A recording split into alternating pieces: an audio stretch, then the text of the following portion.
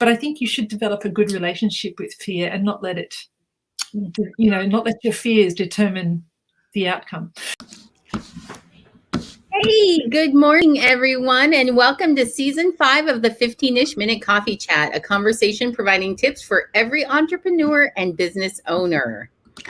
Big or small, we have goals to grow personally and professionally. Join host Selena of Hauoli Socially Inspired and Anna of NomadAbout with guest Inger Vandyke, Wild Images Photo Tours. When you own titles like Fellow of the Royal Geographical Society, Photographer of India for the Atlas of Humanity, and Guardian of Heard and McDonald Islands, it's really hard to imagine what comes next. Like, my only really great title is like mom and co-host of the 15-ish Minute Coffee Chat. So I'm excited. So it's this award-winning photographer and extensive traveler will offer insight on what you can achieve when you aspire to be the best you. Yay! We're very excited for today's coffee chat. So just to let everyone know, Inger is located in in England right now. She lives in England. So we ended up needing to take a video recording of our interview with her, and we're going to be playing that back for you today. So she's not actually going to be on here with us live today, but we had such a fascinating conversation. Wouldn't you say, Selena? Like, it was so amazing. Yeah, I think, you know what I love about our show, Anna, is like we get to meet and connect like with people that we do know in our life, but just like in this capacity, we learn so much more because Anna is an acquaintance. My dog, first of all, guys, real fast. My whole entire family is here from Hawaii and Pittsburgh. There are 10 of us in this house. So you're going to hear possibly some noise, but I'm really excited. I'm really tired and I'm not very focused. So back to Inger. She's super fascinating. We could have talked a long time with her because I just learned a lot and just the conversation was so insightful, So yes, Anna. Yeah. Shall we talk about her? Oh, I'm sorry. Yeah. You need to tell people what. Yeah, sorry. See, guys, we're slowly sinking, Anna and I. Anna, we do have to ask our viewers a question. And what's the question? Yes, I do have a question for you. So I'm curious. I mean, when, like Selena said in the intro, when you have all of these different titles, like what's next? So we all carry titles as part of our profession and personal lives. So I'm curious for everyone that is tuning in right now, but what is next for you? Like, pop in the comments really quick. What's next on your list of things to accomplish or things to do or places to go? I guess it could be any number of those things. So pop it in the comments so that we can refer back to it a little bit later. But yeah, other than that, I think we are ready to introduce Inger, and then we will pop on her video so you can kind of see what we talked about with her. So I'm popping in Inger's bio, and we'd love to talk about it. Anna, are you? Why don't you go ahead and read a little bit about her, and then we'll, like you said, I would love to. So Inger has, as you can see, an enormous list of things that she has done in her life. She is a professional wildlife photojournalist, and she's an expedition leader. So Inger Vandyke has a long established photographic career publishing images and stories in over 30 publications worldwide. So just to give you a taste, this isn't even everything that's on her bio. I just like bullet pointed like the first, 15 or whatever it was that were like already overwhelmingly impressive. So she is a freelance contributor to the Asian and Ocean Geographic Journals. That's like National Geographic Journals. She's a charter member of the Ocean Geographic. She's a board member of the Southern Ocean Seabird Study Association. She's considered a guardian of the Heard Island and the McDonald Islands Key Bird Area with BirdLife International. Inger is a conservation program participant for sea turtle research, hammerhead shark expeditions, and the preservation of critically endangered species. She is the photographer of India for the prestigious international salon Atlas of Humanity, which if you have not ever seen, look it up. It's amazing. Just the image. Oh my gosh, it's amazing.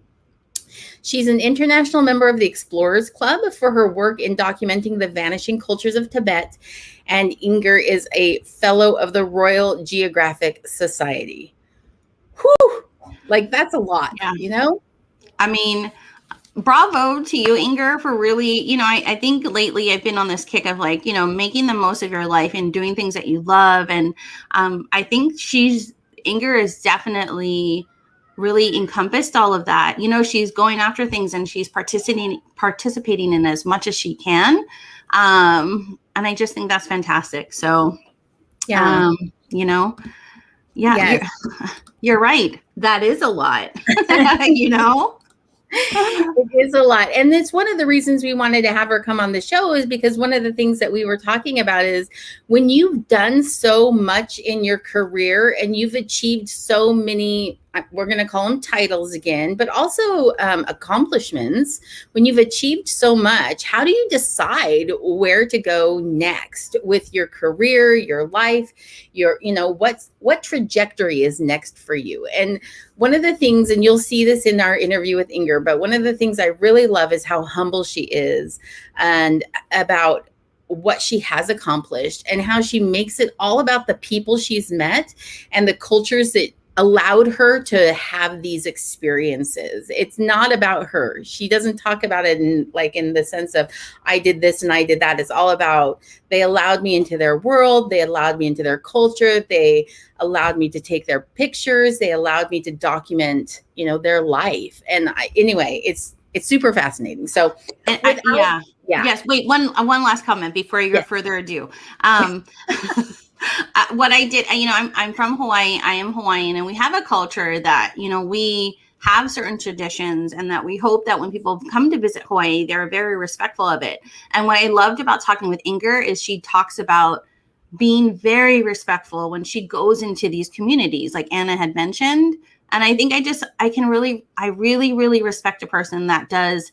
It's not about them and what they're doing. It's about knowing they're going into a space that is filled with traditions and filled with things that they have to be mindful about. And I think from one Hawaiian to a person that goes into other cultures, I just have to say, like, Inger, 100%, like, super fan. So thank you for doing what you do and how you do it. So, Anna, I'm going to let you do your further ado. All right. Without further ado, we're going to pull up the video. Hi. Thank you. Welcome to our show. Like Anna said, like, look at some of these beautiful photos. And this is probably just a little bit, but one of these photos is like the photo, right? Well, yeah, one of them has been extremely heavily published. In fact, to be honest, I don't even know what sort of audience that centre photos had since it was shot in 2016. I think it's gone over to around about 11 or 12,000 different publishing outlets around the world. It's now in about 4 or 5 zoos in Paris and Seattle, also in Australia, endorsing public education campaigns. And it's kind of like the Where's Wally of the snow leopard world. Yes. So it looks like just a bunch of rocks, doesn't it? But it's actually the snow leopard hiding in there. And I think it caught everybody's attention, and it was probably one of it is actually my most published photo of my career. So. Yeah. So for anyone that doesn't know, the image that we're talking about, the one that does look like a bunch of rocks, there is an animal hidden in there. It's kind of like a seek and find, right? You got to really search for it. We're going to pop a link in the comments that is a direct link to one of the articles that was published about this. So you can kind of read a little bit about Inger's experience. But one of the things that really caught my attention was, it's not like you just went to this area and set up camp and then the next day photographed the snow leopard and then off you went back home, right? I mean, like, how many days were you there waiting in the cold and in the weather and watching for this animal? Okay, so that trip was about 19 days in the foothills of the Himalayas in Ladakh in northern India. The daytime temperatures were about -10. And at nighttime, it sort of plunged down to -25. And I'm sorry, I'm saying this in Celsius, but it was very cold. And it's, snow leopards, by their very nature are not very easy to find. They're very quiet. They're quite solitary. They obviously camouflage very well, as you can see in that. But their camping up there is also, I believe it's been improved since I was there. Actually, they've sort of, I don't know why, but I was kind of camping at a time when the only warmth we could get was in our dining tent. And our actual tent itself, where we'd be sleeping under yak wool blankets, and there's no showers. And the very nature of being in that landscape is because it's so cold. I remember sitting there with that particular scene, and we were there for 5 hours watching that leopard, sitting in the shade, trying not to freeze up. And I was against the LCD screen of my camera, and it was so cold that my LCD screen actually used to snap freeze to my cheek. And so I actually ended up losing the skin off my cheek from frostburn. That's not in the story. That's like a behind the scenes we're just now hearing about. That's amazing. Well, but the whole point is okay, so we're totally getting ahead of ourselves a little bit here, but the point is that you accomplished something amazing, but it did not just fall in your lap. Like, nothing falls in your lap. Hard. Yeah. Yes. Okay, before we go any further, we have to do our coffee cup selfie. We always skipped this part where we do a coffee cup selfie with our guests. Where's mine? Inger is ready. Right? Okay, so that's mine. Oh, so pretty. It's gorgeous. I know. We're going to be very. So we're going to hold your mug. I'm Germany today. Oh, yeah. I knew. Mine's from the Czech Republic. It's from a friend of mine from years ago. I love the Czech Republic. I feel like I should have a more exotic type of mug. You know what I mean, for our guests. I will when we're, live, but on 3, so we can get to our next reel. But on 3, 1, 2, 3. Okay. Perfect. That. Okay. Just because it's pocket sized. Oh my gosh. Real fast. I just wanted to bring this back up now that I kind of singled it out, but this is the image a little bit bigger. And this is the image that, Anna, how would you say, like, this is the image that Inger worked extremely hard to get. With her so hard that she lost skin off her face from her camera, right? And maybe somebody's like, I don't understand, but there's so much to this photo that we don't know. And she's captured an animal that is yes. So anyway, so like she joked is that there's this like where's Waldo factor. Is when I first saw the photo, I thought it was just about the animals, the lower part. And I was like, oh, where's the other photos about the snow leopard? And Anna was like, it's there. So go take time, go look at this photo and see. But I can only imagine and when you find the snow leopard, you're going to be like, I cannot believe Inger saw the animal and was able to capture it. So kudos and amazing. That's fantastic. Okay. Thanks. It was actually the first shot before it actually hunted. It tried to hunt one of those sheep. And so I actually had a sequence of shots where it actually shot out from the rock and actually tried to catch one. But it missed. And if you click that link, if you click that link that I posted in the comments, then you'll see that series, because that link actually has your series of shots also when the snow leopard is hunting one of the sheep. So it's quite crazy. Yeah. It was crazy to see it. And I think it's one of the first times that it's ever been photographed in the wild so close to watch one hunt like that. It was fantastic. I was crying at the end of it, put it that way, because I was cold for a start. I was also really frightened I'd stuffed it up. So when you look at your camera, you're like, I'm like, they're all in focus. And here I am sitting there with all my guides around me, and I'm like, oh my God, they're in focus.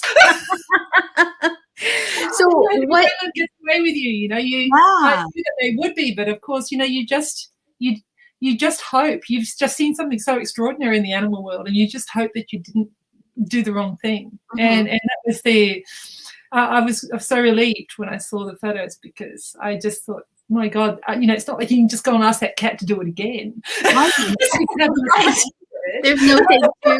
Yes. Like, Inger had asked us in the backstage just about like, the premise of our show and what we hope to do. And it's like, it's talking about moments like this to any business person, right? We've all had that moment, like Inger said, where it's like, it's happening and you're reacting to that, like the excitement of something super important that is happening in your business. And sometimes you only have that one shot. And I'm not trying to be punny, but sometimes you only have that one shot. And then there's that excitement of what just happened. And I think a lot of us in business can like relate to that, Yeah. So absolutely. And also just the idea that, even when you've had this amazing experience and you're really, really amazing at what you do, because Inger she is a fantastic photographer, right? Yeah. But she still had that fear of, like you said, did I just stuff this up, right? Like, did I just ruin like this once in a lifetime kind of like magical experience to share with the rest of the world? And that's a huge amount of pressure to put on yourself. Well, I think you don't really have much of a choice in this situation. Mm-hmm. We'd been tracking that leopard for 5 hours, and before he hunted, and we didn't know he was even going to do it. For the most part of that 5 hours, he was just sitting there asleep, and we thought, oh, okay, well maybe he'll ever go at these sheep coming up, and so yeah, I mean, I think with business it's kind of nicer. I'd much rather have like a kind of adrenaline-filled business meeting where I know that it's important because at least I can prepare. Like that cat didn't give us much time. He didn't give us much notice because obviously with snow leopards they're very opportunistic hunters, and right. So when they see prey they'll go for it. It's a bit like any cat really. And so we were just hoping that it would see prey, and it did. So we were just in the right place at the right time. We were just lucky. But I mean, the adrenaline can happen to you in business as well too. I've done that even from here. And yeah, so absolutely. The only way that you can try not to lose it completely is to just make sure you prepare for everything. So prepare for the worst and prepare for the best, and then hope for the best. That is amazing advice to give to anybody that is in any field of business. Yeah, it's like words of wisdom to live by, Yes. And prepare for the worst and hope for the best. Yeah. Well, because then at least you know that you're ready for any of those contingencies. If it goes great, fantastic, right? But if it doesn't go great, then you're ready for that. Yeah, you need to think about what the worst case scenarios are in business as well. Yeah. It's really important that you are resourceful in your own business to have backup plans in case you had that really important meeting and that person that you're meeting with just turns around and goes, you know what you're offering me just sucks. And then you're sort of like, oh my God, where do I go from here? Right. I'm not supposed to say that. Like everybody's worst fear. You're pitching some company and they're like, learning from adversity is a very, very, can be a very good thing. But you must always learn from these things. Never take it as a kind of like a rejection that is not valuable, because even rejection is valuable. Yeah. No, oh my gosh, for sure.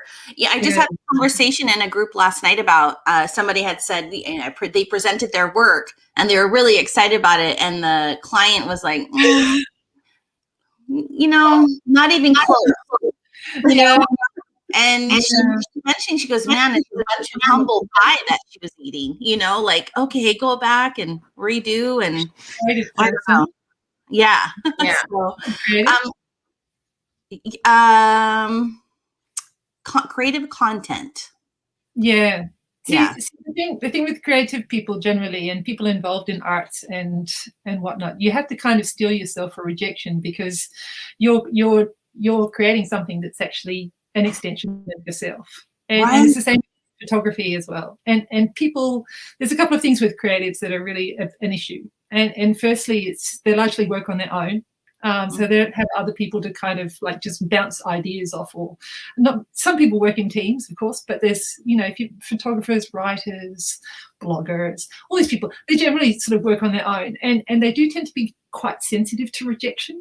And so it's so when they get rejected through one avenue, it's very difficult to kind of like bring them out of the funk to try and repitch their work to the same client in a different way, or find a different audience for their work, because they just think, oh my God, they didn't like it, I'm doomed to failure. And it's actually, quite a lot of people that if they have talent, they should try and persist, because where they didn't have one audience, they'll find another. If you're talented, and not try and take the rejection too personally. Right. Yeah. Oh man, that's so good. I wish you could have been in our group last night. I would.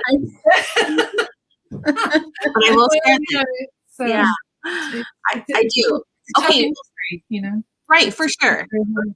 100%. I think this actually just segues nicely into our toolkit, kind of, in the sense of creativeness. So we do ask our guests, like, hey, we talk about toolkits as like, what do people kind of use in their businesses that is so important? And I love Inger's like, whatever you guys want to talk about, whatever you guys want to do. So we chose this because we thought this is like, it's perfect. But everybody should have the use of a camera, whether it's on your phone, because we all use it for our businesses, right? We're posting content about what we do. And Inger just also happens, that is a very important toolkit for her, is her camera, because it's her work, Yeah. So here, Anna, read it off and chat with Inger about this. Yeah. So clearly Inger's a photographer by trade, right? But every single one of us, we're snapping photos of just life in general. And now that smartphones are so prevalent, right?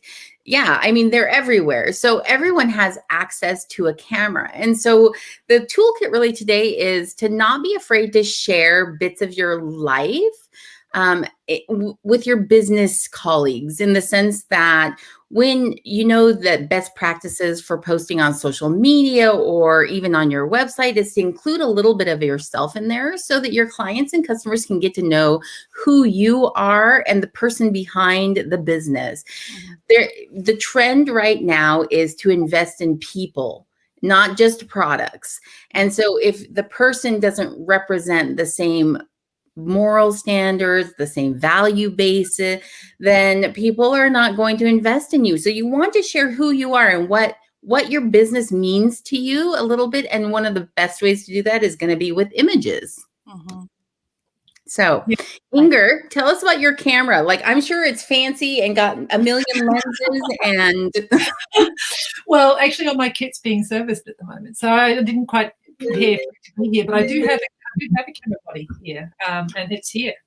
And look at my camera. Oops, where are we? There. Look at that's the bottom of my camera. And the top of it doesn't look much better. It's pretty grim. It's all having edges knocked off it and stuff like that too. Because for me, a camera is a tool. It's not something that needs. It's I don't value it as much as a lot of other people would value their kit, I guess, because it's a tool to make money, and but it's also a tool for me to have a lot of fun with. And so my cameras, I tend to, when I go into tribal villages, I'll give my spare camera to one of the local kids. I love that. Phone as well. I set my camera up with my phone and I give it to one of the local kids, and I'm like, "Where's my phone?" It's full of photos of Mom, Dad. Oh, I love that. My baby brother. This is my house. Think about it. You might have even just planted a seed in someone that will aspire to like do life through images and capture images. You know what I mean? Like, how fascinating that you allow. I mean, you know what I mean? You're like, hey, just do it. But man, that impact probably. Well, I once worked with a group of young people who are Indigenous Australians on a Kids with Cameras project, and it was actually very interesting because when you have a culture of people that aren't able to articulate themselves very well to the outside world, either because they're frightened of what the outside world might think of them, or they're not used to telling their story. Sometimes being able to tell it in photographs actually bridges that gap.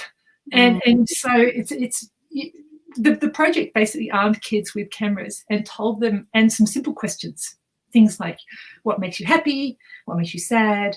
What makes you cry? And stuff. And the children went out and they photographed things that answered those questions. And it was really interesting to see what happened. And you know, it's quite surprising, actually, about the way, when I get my phone back and it's full of photos from the kids, the Himba kids that have been running around in their villages, I often keep a lot of them because I like seeing the world through their eyes, because at the end of the day, my world is not about me completely. My world is the sum total of the people that surround me. Oh my gosh. And especially in tribal villages, it's not about me at all. It's actually about the way people are around me, the learning, the respect of actually sort of being in somebody else's space and face.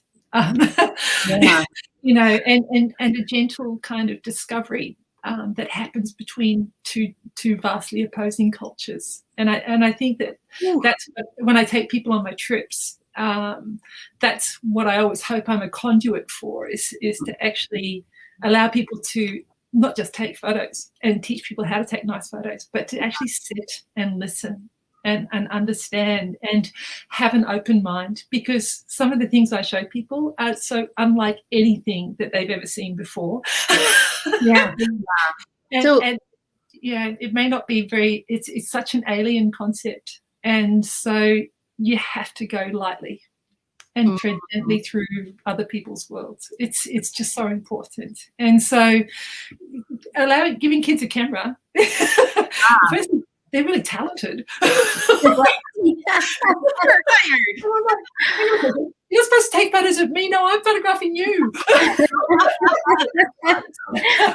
I feel almost like we need to like redo the toolkit, right? Like what Inger just said, I think applies across the board, because there's a lot of people that are uncomfortable with being in front of the camera. You know, they're uncomfortable with being in those images. But imagine if I'm just this exercise you did with the Indigenous people in Australia, you said, it was children in Australia, like that you gave them just topics. Imagine if you did that, even as a business person. Hey, go find something that makes you happy and take a picture of that and post that with the feeling behind it. And how that still allows you to share of yourself and your world without having to be the main point of focus, like your face or your body or your, you know, who you are necessarily. But I love that. I love what you just said, that, you know, first, they are talented. I love seeing that. My kids grab my phone all the time, you know, and then it's 700 pictures of like, but I think it's fascinating because they want to see their expression. They're like, oh, so if I do that, that's what I look like. Or, you know, I give pictures of just, you know, 500 pictures of the same thing with just a micro difference in the face expression or where the hands are placed or something along those lines, because they're just fascinated with just seeing who they are, I think.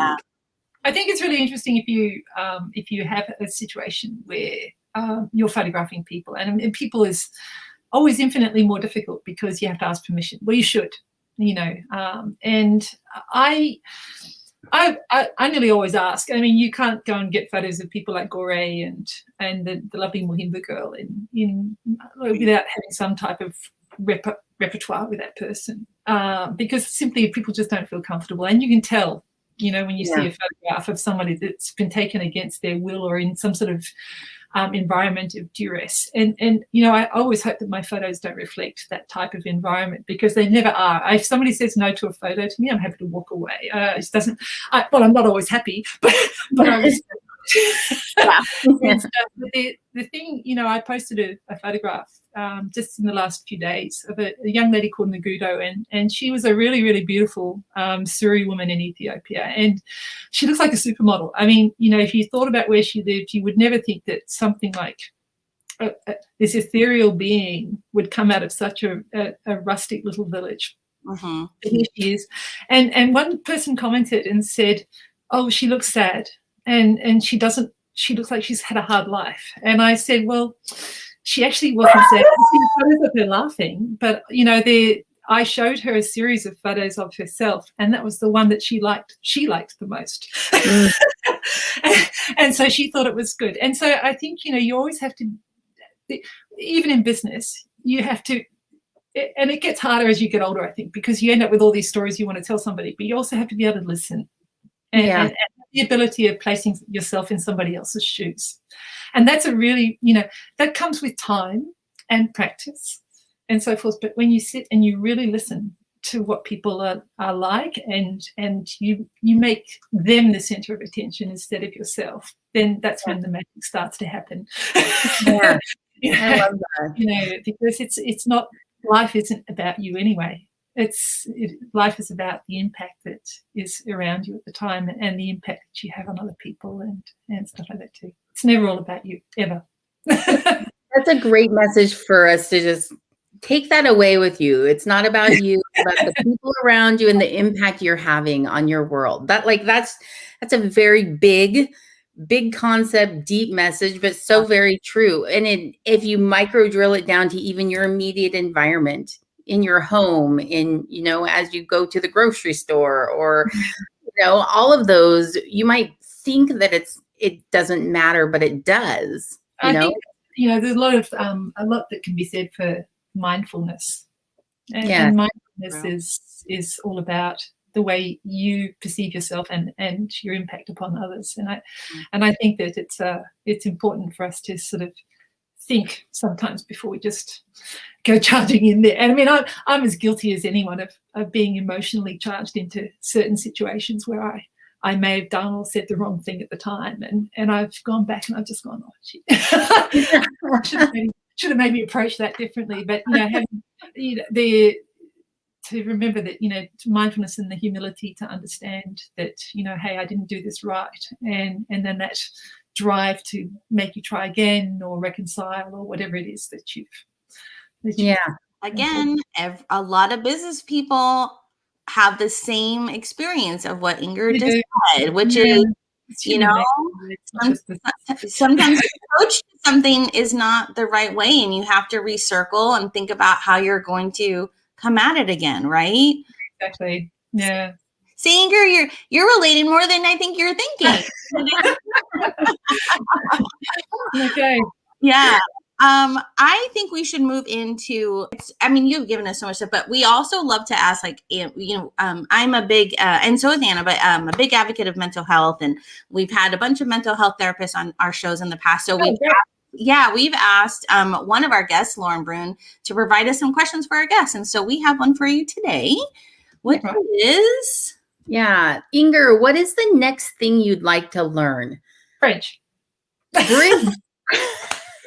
I love it. Not what I was expecting, but that's perfect. Why bridge? Tell us. Okay. There's quite a lot of reasons. Firstly, I don't seem to have a head for storing more than 2 languages. So my second language is German, and I still speak that fluently. But I always kind of wished it was French. And now as I'm older and my work life and my career progresses and my own personal interests, I have a foster daughter, and she speaks French as well. She's in Senegal, so she's trilingual. She speaks French, Arabic, and Wolof. So if I spoke French, I could communicate with her better. But I also absolutely love Francophone Africa. Love it. I love all of the former French colonies like Chad and Benin and Cote d'Ivoire and Senegal and all of these places. Love it.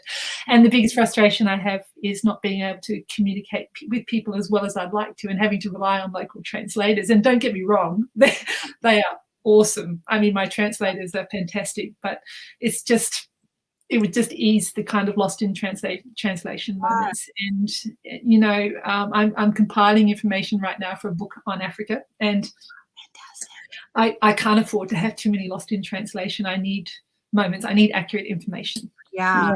Because I'm the sort of person that would rather have my facts straight before I say something than actually just burbling on with rubbish. Right. And I think in business that's important too, that you stick with the facts. And I always say that, I've got a very finely honed bullshit radar. And I don't take it and I don't give it. And so I'm quite serious with the work that I do. And so, I have some fantastic guides who are very, very cool with the copious amounts of questions that I ask and are very patient with replying to them and giving me detailed answers like why. Right. Being able to speak French, it would help me with a few things. And maybe it allowed me to do some independent travel without a guide. That's where it's really, that's when really the magic happens, is when you're completely on your own. Right. The connection is different too, right? Like when you don't have to go like from you to translator to them to translator, but the connection between you and the person you're really wanting to get the answers from, the connection is it forges a different connection. Well, there's two types of connections, okay? So there's a verbal connection, which is the linguistic thing that I struggle with the most. And then I have what I call a non-verbal connection, which is actually the message that you send out about yourself. And there's a lot of things about the way you hold yourself and the way you approach people and so forth that they don't need to be spoken. I'll give you an example. So I was in the Omo Valley of Ethiopia. Now, this is like the cradle of humanity in Africa. This is some of the most underdeveloped tribes in the whole continent. A fantastic place, full of photographers, full of tourists. And I spoke to a lady there, and I won't say where she was from, but she I said, "Oh, how are you?" She said to me, "Oh, you seem to be very comfortable here if you've been here before." And I said, "Oh, yeah, I've been here all the time. I lived here for a while." And I said, "Are you enjoying it?" And she said, "I'm terrified." And I said, "Really?" I said, "But none of these people are going to hurt you." And she said, "But they're just they're so different." And I said, "I know, but they're actually very kind. If I said, "Is there something wrong with your guide?" And I tried to get to the bottom of it. And I had clients with me. I had about 5 clients, and they were all sort of out. We were at a ceremony, so they were out sort of at different parts of the ceremony. And then when they all gathered with me again, I sort of said, "Oh, I relayed this conversation." And they said, "Oh, was it that lady wearing the hat?" And I said, "Yes." And said, "Well, no wonder she was terrified, because she's terrifying." and they didn't even have a conversation with her, but it was just the aura that she gave off about this sort of person you are. And I think it's always wise to be kind of quietly confident. Okay, not overly confident, because that puts people off, and not too shy, because people go, "What does she want?" Just to be just quiet and nice and accepting. And that comes across without you saying anything. Yeah. So true. Let me ask you a question, Inger. When you're in a situation like that, so you want to learn French because it's going to open up your world a little bit in terms of your ability to do some of the things you want to do. So when you get to that point and you're in a situation where there is a little bit of fear of the unknown, what would be your advice to help someone, whether it be in the business world or in your travels, if you're in a space where you're not super comfortable, what would be your advice to kind of move past that? Try to forget what's happened to you in the past. Yeah, really, because honestly, we're shaped by our past and our history and stuff like that too. And I've been in situations in Africa where I've just gone, well, my goodness, who'd have thought that had happened? or like that wasn't the answer I was hoping for. It's try to remember the things about your past that have helped you in situations rather than have made you fearful. I think you'll never fully understand what you're capable of in the world until you're thrown into a situation where you think you're helpless, and you actually, from the pits of your soul, will find something that will make that'll get you out of that trouble. So remember those things, but don't allow preconceived ideas and fears and prejudices to be the way you drive yourself, because there's always going to be challenges in life where it doesn't matter what sort of conceptions you have. You'll see things you won't understand and so forth. Try and be open to it and embrace it. I think I was in Benin on my own in January. I only met one other white person the whole time I was there. It was great. was there for the Voodoo Festival, and Voodoo is probably one of the most misunderstood religions in the world, and yet it has 30 million followers in Africa. So I mean, it's a very, very big religion, and I saw things there that I never understood, and I was like, okay. I'll ask lots of questions and stuff like that too, but I didn't really sort of see, I didn't understand it, and even with all the questions, my guide said, you're not a Voodoo follower. There's some things we just can't tell you, and I had to be very accepting of that, right. and that's very hard for someone who's got a very curious mind. And so, right, I'm not fearless. I think people make this mistake about me, and they sort of think, oh my God, she's fearless because she goes across the Sahara on her own, or she drives trucks and does all this stuff. It's actually not true. I think if you're fearless, you're a sociopath. But I think you should develop a good relationship with fear and not let it, not let your fears determine the outcome. I love that. I love the idea of developing a relationship with your fear, just like you do with every single one of your other emotions that you are more comfortable with. Yeah, that's a great point. I mean, I'm frightened often. Yeah. But you'd never suspect it and stuff. But I'm only frightened because I can see things in a situation where perhaps other people can't see it, and I'm looking after that. I'm looking after those people. But my fear doesn't make me think, oh, my God, I've got a bunch of people that could be shot at if we go down that road. Right. My fear says, right, okay, when was the last conflict that was there? Wow. Was it in between tribal people, or was it actually against tourists? My fear sort of makes me, and then I start to rationalize it, because when I find out the answers, I usually think, well, okay, that was an irrational fear, because, and it's part of developing that relationship with the fear that you have, and it's knowing the outcomes of situations that will help you. So, yeah.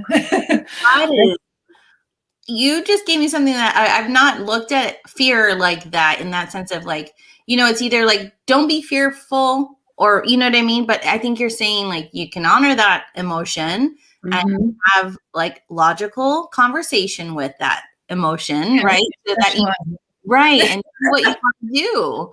Yeah, you can rationalize it differently, I guess. Yeah, that's great. Right. I feel like I'm gonna have like Inger as my like fear emotion like wrangler in my head. Like when I'm careful about things, and I feel like Inger's like, let's talk this through. Let's, I don't know where it comes from. I think I had a very unusual upbringing, and so I had parents who were very kind of different, and they were very independent, and they always sort of raised us on the belief that we could do anything until we proved otherwise, rather than, oh, you can't do anything until we've shown you. And so it was kind of like, it was like a series of controlled experiments. Oh my God, she hasn't died. Oh, well, that's good. No, but it's not just that. It's a matter of kind of not being frightened of things that you don't know, and being more curious about it, because you'll find, and I went on to lead mountaineering expeditions when I was young, and this kind of, I've led clients, even now I lead them, where they seem to have a lot of bravado, and you think, oh, well, you can cope with this. This is fine. And then you see the terror just swimming below the surface. And so it's not only a matter about controlling your own fears, it's actually helping other people to combat theirs, and actually making them feel comfortable in the environment that you've taken them into. And this is also in business, it could be in the same, so if you're coaching a young person going into a meeting with, high level executives and stuff, they're going to be absolutely terrified. And if they're not, they should be.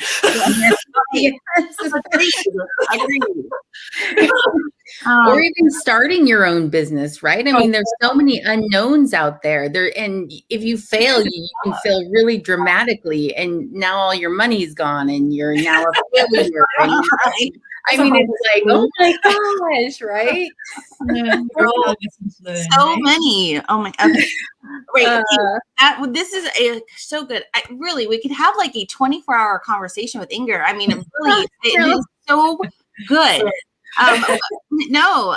Okay, wait. Let's move on to the espresso shot, which we Yes. also have. And Anna has a great question for you, Inger. So I do. So, okay. So I'm just going to pop it up here. So as we've been talking, I'm sure everybody's like, okay, she's talking about these tribes in Africa and all these things she's done, and this image that's been in thousands and thousands of publications. So when you've achieved so much, Inger, how do you know what's going to be, I mean, what's next? Where do you go from here? yeah. When So I turned 51 next month. I'm at the pinnacle of my career, really. I can't, as far as a career goes in the normal sense of the word, I can't go any further than where I'm at. I look after Wild Images Photo Tours. It's one of the biggest photographic touring companies in the world, and I'm very proud of it. It's still quite a young company, but I have a great group of people in my team, and they're just amazing leaders who are just extraordinary people in their own right. I just love the people who are with me. But, on a very personal perspective, it's very difficult to know where to go. And I think with photography and with creatives in general, you've reached a pinnacle of where you sort of think, oh, and then it's like a kind of plateau before the next mountain. And the next mountain for me will be a sidestep. And it will either be a sidestep into a genre of photography that I'm just so not used to. It could be something like landscapes or underwater or whatever it is.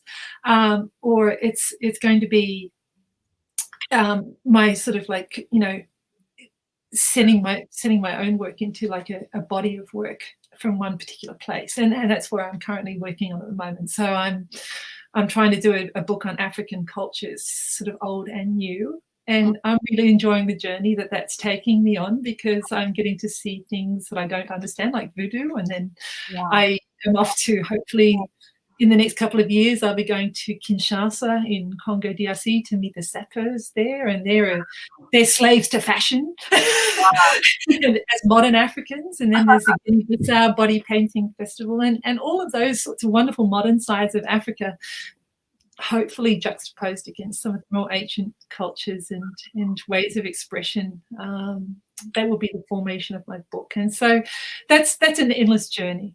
I mean, sure, I'll have an edition of it ready at some point, but even then I'm not sure when that will be. But it's a journey of learning and understanding, and it's taking me to places that I never thought I would ever end up. And so I'm really enjoying that. Yeah. So you're just kind of letting it go as it comes. There's not like a direct focus, a huge goal you create for yourself.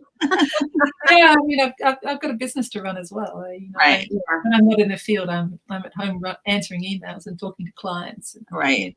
And dealing with suppliers and all over the world. I mean, my fiance is not only one of the world's leading biologists, but he's also the CEO and director of BirdQuest, which is the longest and most longest standing and most well-traveled bird touring company in the world. And so the two of us have a lot to do when we're at home. I think people go, oh, great. So, your work stops when you leave that country. And I'm like, no. And the photo developing starts when I get home. But, it's never really a really big job when you love what you do. It's when I sit there and have a 16, 17 hour day, I think, oh my God, it's just, I got so much achieved. Yeah. But, I love our work and my work, and I wouldn't do anything else. It's the only thing I'm good at. Yeah, right. Don't ask me to dance.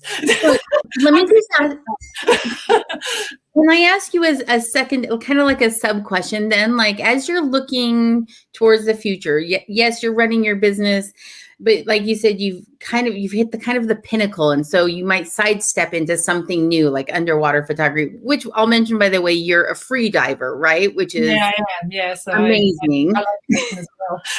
You do that also? She does that also. I'm really not very good at being inside. I think that's the best way to describe it. Oh my God. So when you sidestep to this next thing, do you feel this pressure to have it be as big, as important, as recognized as what you've done in the past? Like, is there any of that you feel as you look towards kind of your next the next step?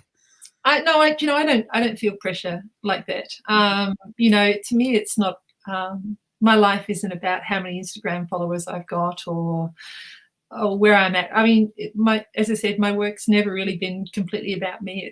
It's been about the people who I'm surrounded with. And so I see some people, I've met some absolutely vacuous people who've got millions of social media followers, and yet some really, some also absolutely fantastic people who are also similarly popular and who've got, justifiably so.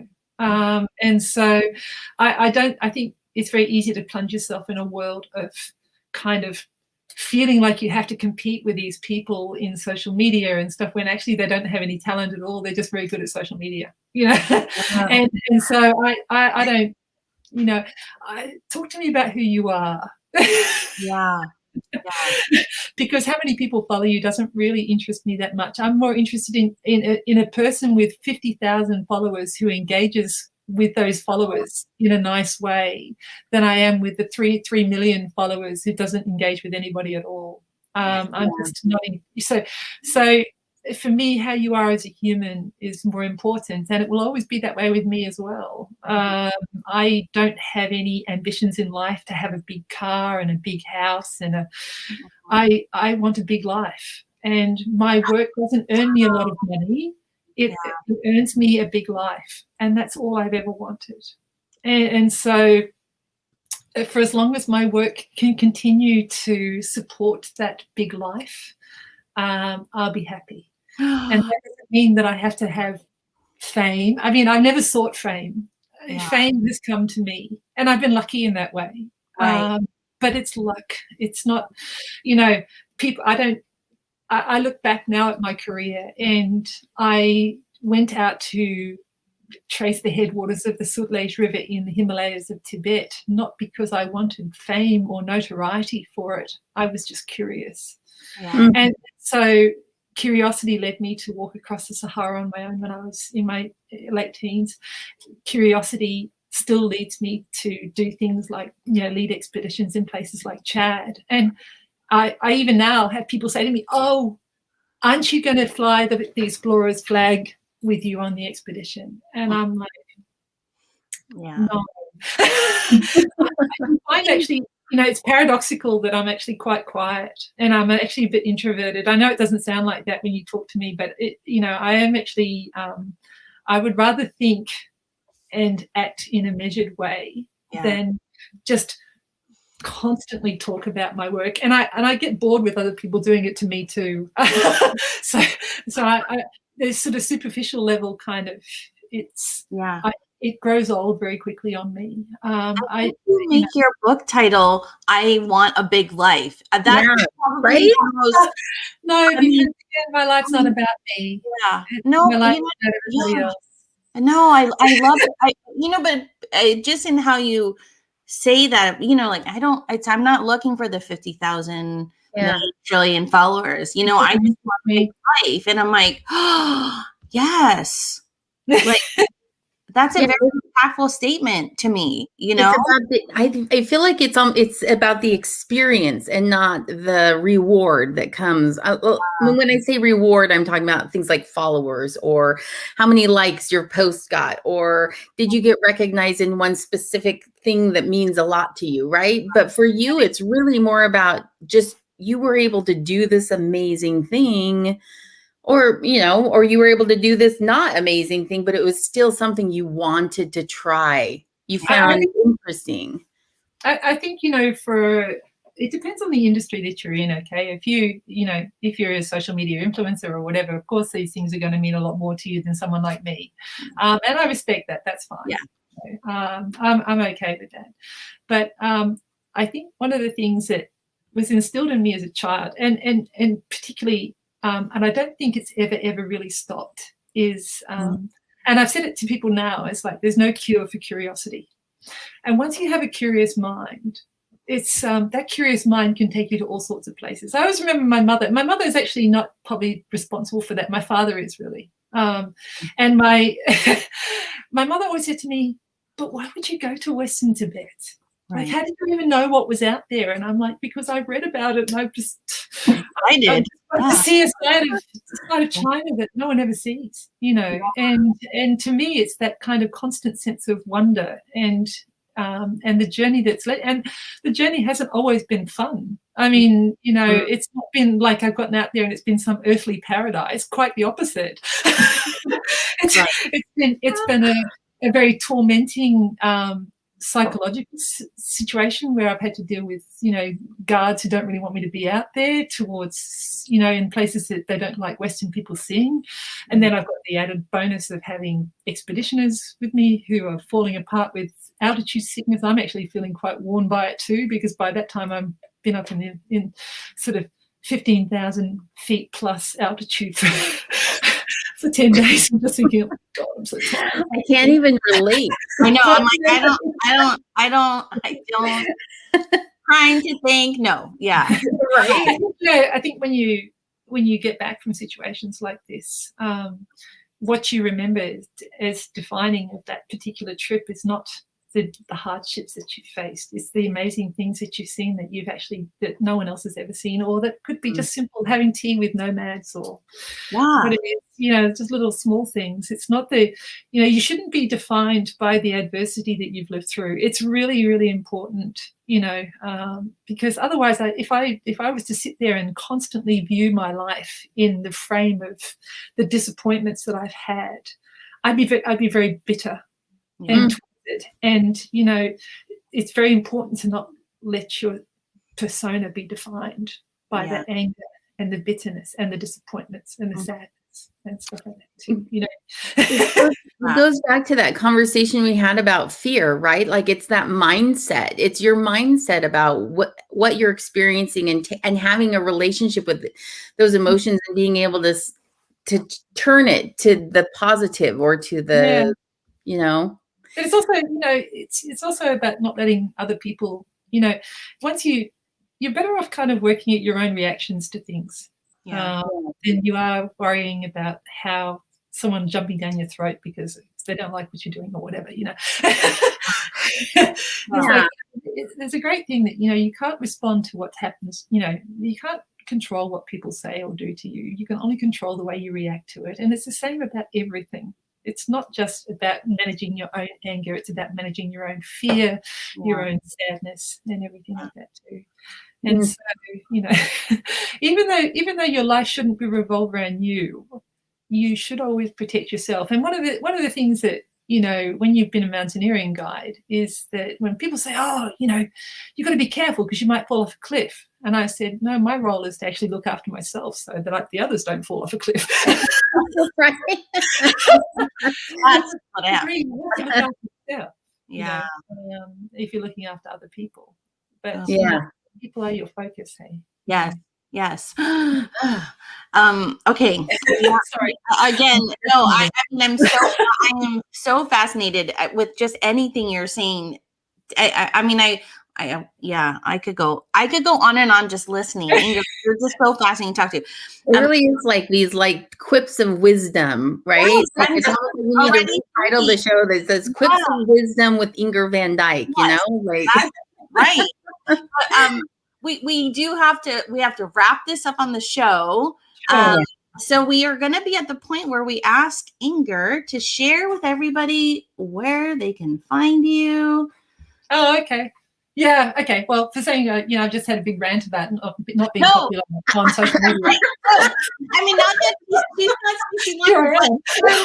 How do I just want to know more about her and have authentic, connection? There you go. So that's my handles. But what images go to is pretty much if you want to see where I'm going in the future, I'm on the team page there, very down amongst all the people. I'm not at the top of the page because I've always taken the philosophy that I work with people. They don't work for me, they work with me. And so I'm right down at the bottom of the team page, but you'll get to understand what my future is going to look like in the next couple of years. And paradoxically, I'm still traveling even despite COVID. And I think that that in itself poses a lot of unusual challenges, and perhaps some people's unusual opinions about me, but I again, I can't control what people think about me. I can only control my own life and what I'm doing. And certainly with COVID, as life goes on with COVID, and because we all have to get used to our new reality of living with COVID. A life without COVID isn't possible. Mm-hmm. So the best thing you can do is to protect the people around you from getting ill, and also install some protocols in place. Like now when I'm having to take people on tours, I have to sort of think about them not being in the face of other people so much, and making sure that hygiene is more important than it always was. I mean, it's certainly on people trips. I've got washing stations everywhere anyway, even before COVID.